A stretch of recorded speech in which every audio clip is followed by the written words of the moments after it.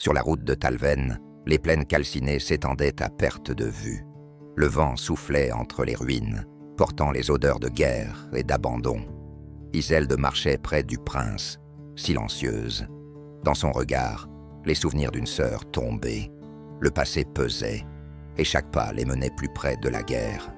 Derrière eux, Vael, le jeune mage, posait ses questions sans fin, cherchant à comprendre l'immortalité de Kaelen. Nymeria, elle, observait le jeune mage. Dans sa fougue, elle revoyait son fils, lui aussi érudit, avide de comprendre le monde, toujours perdu dans ses questions. À l'horizon, Talven se dessinait, encerclé par les troupes ennemies. Ils attaquèrent à la tombée de la nuit. Kellen frappa le premier, tranchant et projetant les soldats avec une violence terrifiante, brisant leurs os et leurs corps comme s'ils n'étaient que des jouets. Mais un chariot dévala la pente, un tonneau s'écrasa, répandant de l'huile enflammée. Le chaos les sépara. Le prince, Iselde et Vael furent pris d'assaut.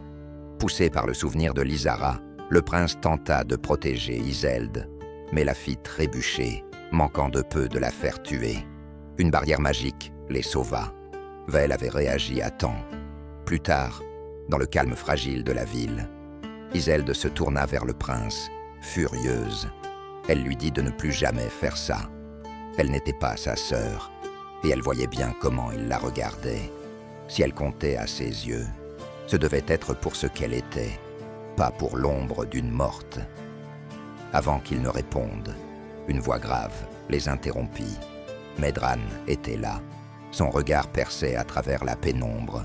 Il leur dit simplement « Vous vous êtes précipités vers la guerre.